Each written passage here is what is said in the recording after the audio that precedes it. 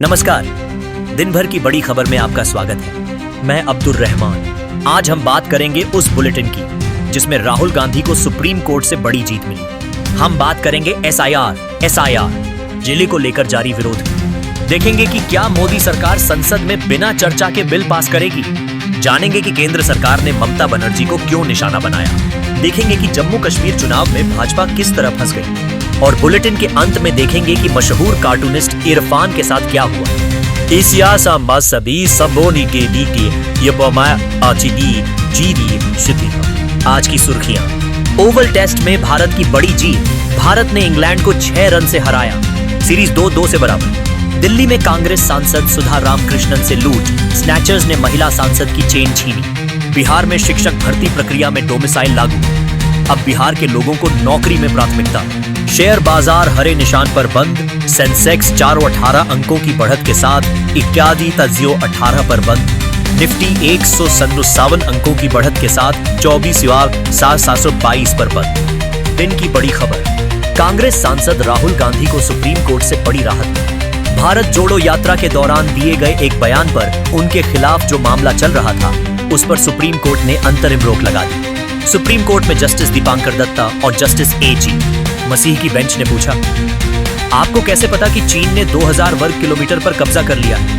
क्या आपके पास विश्वसनीय सबूत है? बिना प्रमाण के ऐसे बयान क्यों दे रहे हैं? राहुल गांधी ने भारत जोड़ो यात्रा के दौरान कहा था कि चीन ने भारत की 2000 वर्ग किलोमीटर जमीन पर कब्जा कर लिया है। इस बयान पर उनके खिलाफ भारतीय सेना का अपमान करने का मामला दर्ज हुआ था। सुनवाई में राहुल के वकील अभिषेक मनु सिंघवी ने कहा, विपक्ष के नेता का कर्तव्य है कि वह राष्ट्रीय मुद्दों पर सवाल उठाए।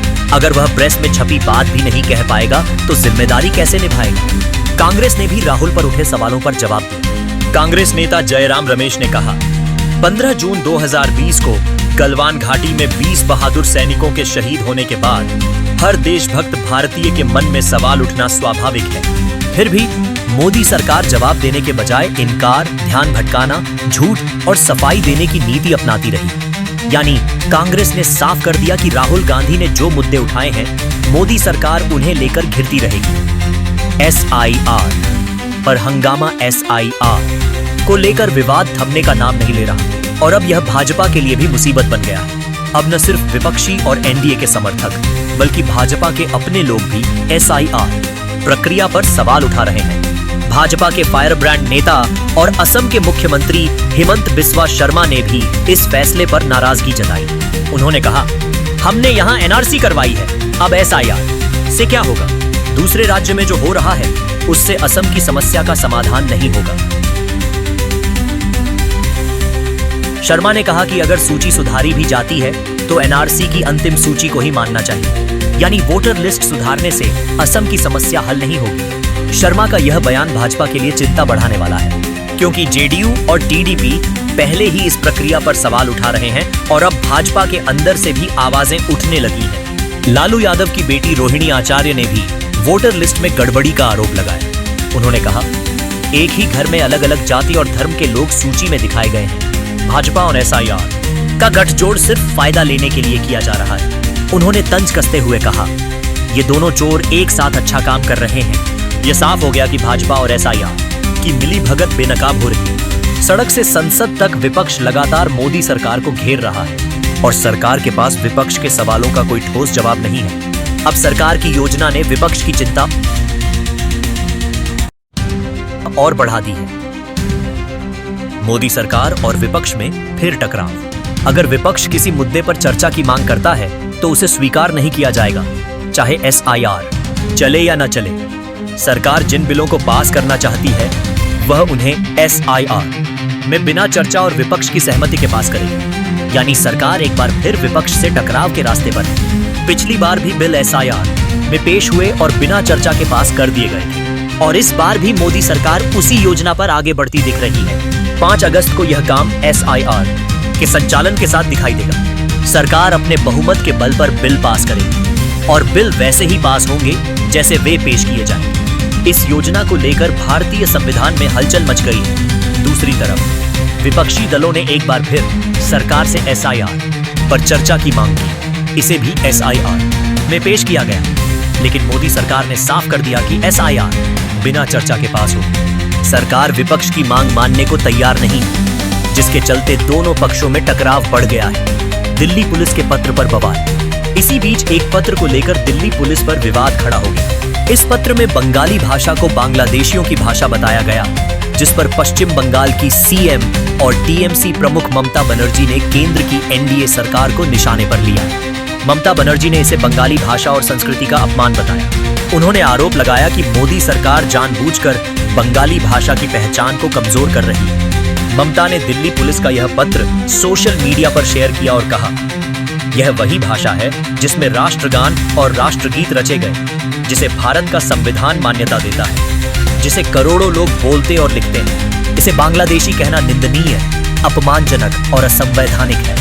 ममता ने इसे राष्ट्र विरोधी बताया और बंगालियों से अपील की कि इस मुद्दे पर आवाज उठाएं। टीएमसी ने भाजपा पर जोरदार हमला बोला, जबकि भाजपा की तरफ से अभी तक आधिकारिक जवाब नहीं आया है। यह विवाद बंगाल की राजनीति में असर डाल सकता है। जम्मू कश्मीर से जुड़े मुद्दे पर केंद्र घेरा।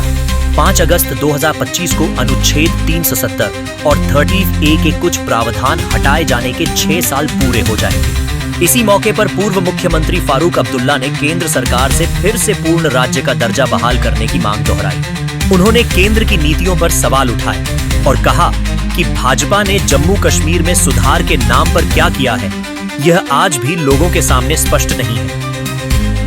जम्मू कश्मीर और अनुच्छेद 370 पर विपक्ष का हमला।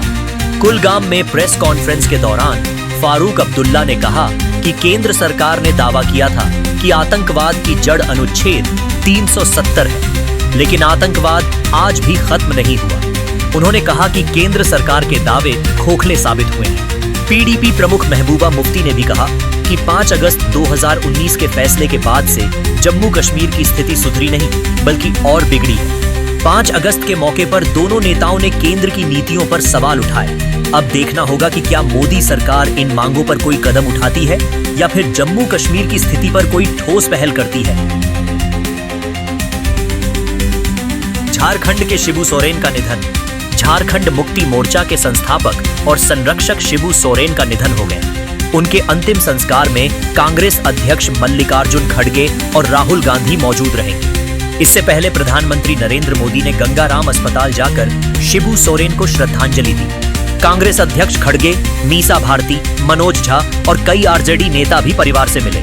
झारखंड सरकार ने उनके निधन पर शोक व्यक्त किया। शिबू सोरेन पिछले 1.5 महीने से अस्पताल में भर्ती थे। उन्हें ब्रेन स्ट्रोक हुआ था, जिसके चलते बाईं तरफ लकवा हो गया था। वे लाइफ सपोर्ट सिस्टम पर थे और न्यूरोलॉजी, कार्डियोलॉजी और नेफ्रोलॉजी की टीम उनका इलाज कर रही थी।